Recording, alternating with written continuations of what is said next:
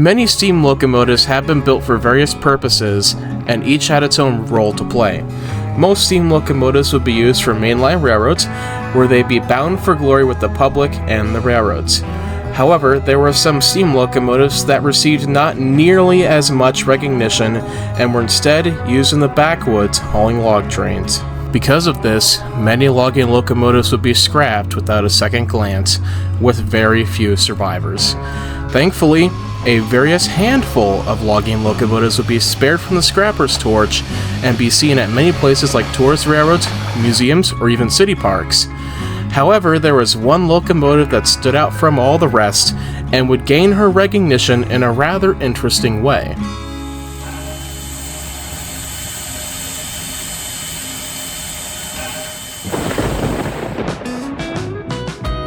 The McCloud River Railroad was originally chartered on January 2, 1897, as a logging railroad that would deliver lumber products to the Southern Pacific.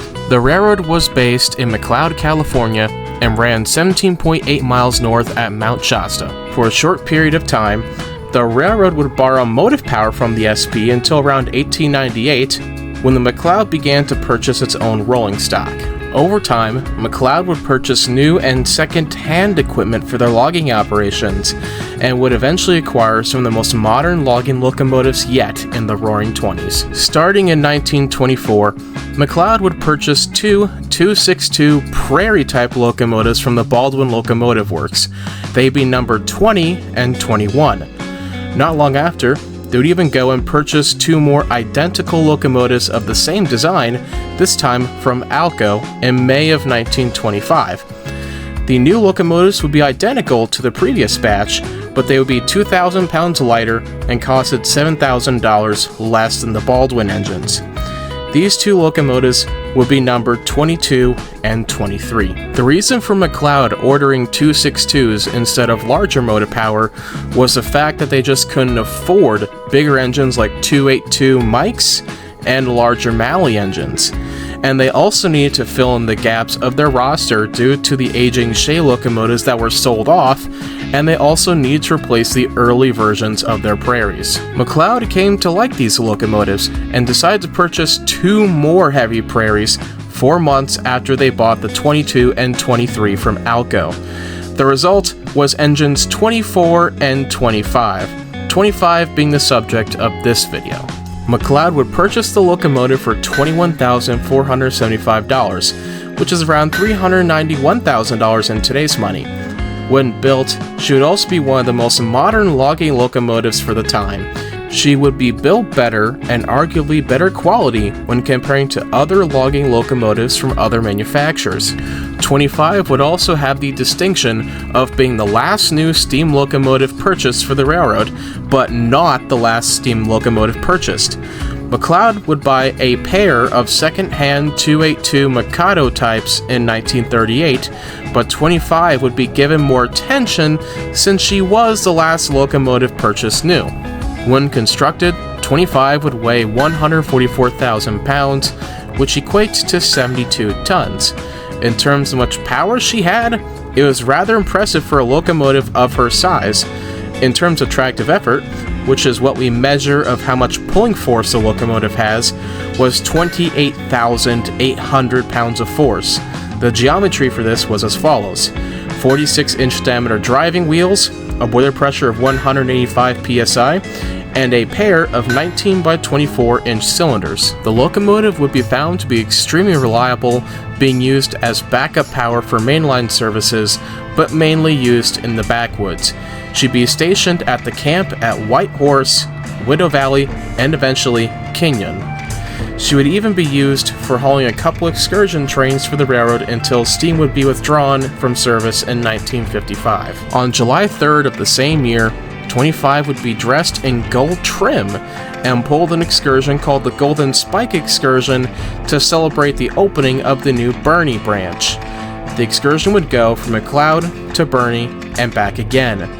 After the excursion, the locomotive would be used on a few more months on log runs until she would be put in storage, putting an end to steam operations on McCloud.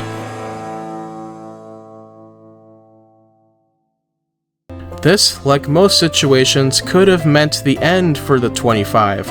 However, the McCloud's president, Flake Willis, would decide to keep the locomotive in storage instead of selling her for scrap like the majority of their steam locomotives. When in storage, there would be many requests from rail fans and rail fan organizations to return the locomotive to excursion service.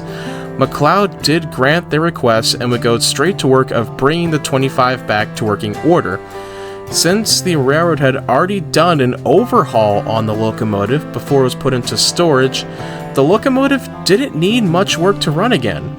Eventually, 25 would return to service on June 9, 1962. First excursion she would participate in would be a doubleheader with McCloud number 19, which at the time was owned by the Wairika Western. The excursion would go from McCloud to Ponderosa and back again. Eventually, she would be contracted out by the Mount Shasta Alpine Scenic Railway to run excursions during the 1964 steam season. After that steam season, she would stay dormant until being contracted again, but this time by the Shasta Huff and Puff between 1967 and 1971. Around that time, the locomotive would be shopped since her boiler certificate expired in 1970. Over the next few years, other railroad organizations would use 25 for many excursions, since she would prove to be one of the most famous steam excursion stars in the West Coast. However, due to the rising fuel costs and the insurance costs, the organizations would stop using the locomotive by 1975. Her last excursion would be when she traveled to the Tidewater and Southern Railroad to take part in the movie Bound for Glory. This would be one of 2 movies the locomotive would star in. After the filming was over, the 25 would be put back into storage at McCloud with an uncertain future. The locomotive would stay in storage for 2 years until 1977, when the new railroad owners took over the operations and ordered President Bill Hendren to scrap her, making this the second time 25 was in danger of being cut up. Thankfully, he didn't want to see the locomotive be scrapped, and instead he would negotiate with ITEL to place the locomotive on static display at the railroad. However, before he could do that, the Great Western Railroad Museum approached him and proposed that they could lease and operate the locomotive, and the president did accept. 25 would start to do excursions in late spring of 1982, and would do several excursions on McCloud's trackage. She would do this for 4 years until 1986, when she'd be used in the movie Stand By Me. This would be the movie where 25 is most remembered. Unfortunately, this would be the last time 25 would run, making her second excursion career come to a close. Not long after this, the Great Western Railway Museum would sue the McCloud River Railroad due to some breaches in the contract they made. Eventually, the locomotive would be taken in by the museum's ownership and remained in storage at McCloud. The story of 25 doesn't end here. In the 1990s, the railroad was under new ownership, and the museum had not paid any of the storage fees of their equipment that was still on their property. By 1995, the railroad would strike a deal to acquire the 25 to forgive most of the storage debts that the museum had. Work on to restore 25 would begin a third time in 1995 and would be finished by Labor Day of 1997. A couple of noteworthy excursions the locomotive took were in 1999 and 2001. The 1999 trip was when she would meet up with Southern Pacific 4449 at Lookout Junction. And in 2001 was when McCloud did a doubleheader to celebrate the completed restoration of McCloud Railway Number 18, which was a 282 Mikado type locomotive. The excursion would go from McCloud to Bartle and return. Unfortunately, things would once again take a sour turn for the 25 and her excursion career. At the time, they could only afford to run one steam locomotive, and 25 was also due in for another overhaul. Because of those issues, they had no choice but to retire the 25 after the excursion was over.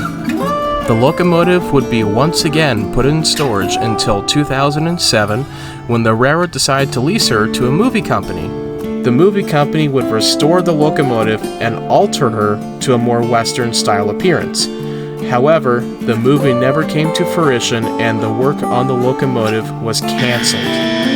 Eventually, McCloud would terminate the agreement and prepare the locomotive for sale since they couldn't find a use for the engine. McCloud would alter her appearance back to her normal appearance and did a couple of excursions in October and November of 2008. After the excursions were over, the railroad would ultimately decide to put up the 25 for sale. After 3 years of being in storage, the locomotive would receive a happy ending. In 2011, the Oregon Coast Scenic Railroad purchased the locomotive to use her for excursion service. The locomotive was moved from McCloud to the railroad's Tillamook shops in March of 2011. Due to the locomotive being in very good condition, the railroad would do some minor repairs and steamed up the 25 on May 20th, 2011. She is now happily carrying thousands of tourists on the 46-mile-long Southern Pacific branch line that runs along the Pacific Ocean. The railroad adores her greatly and is often the main use of power on the summer excursions. Crews would describe her as a free steamer and the easiest to maintain out of all their steam locomotives. 25 would be used on excursions going from Garibaldi to Rockaway Beach until her excursion career was put to a halt in December of 2022 when she was required to go down for a 1,472-day inspection as mandated by the Federal Railroad of Administration, or FRA. The process took about 18 months to complete and would eventually return to operation on July 18, 2024. In the process, she would be reverted to her pre-World War II appearance with the dynamo placed in front of the smokestack instead of the cab. Ever since then, she has been back in action and will be seen and appreciated for years to come.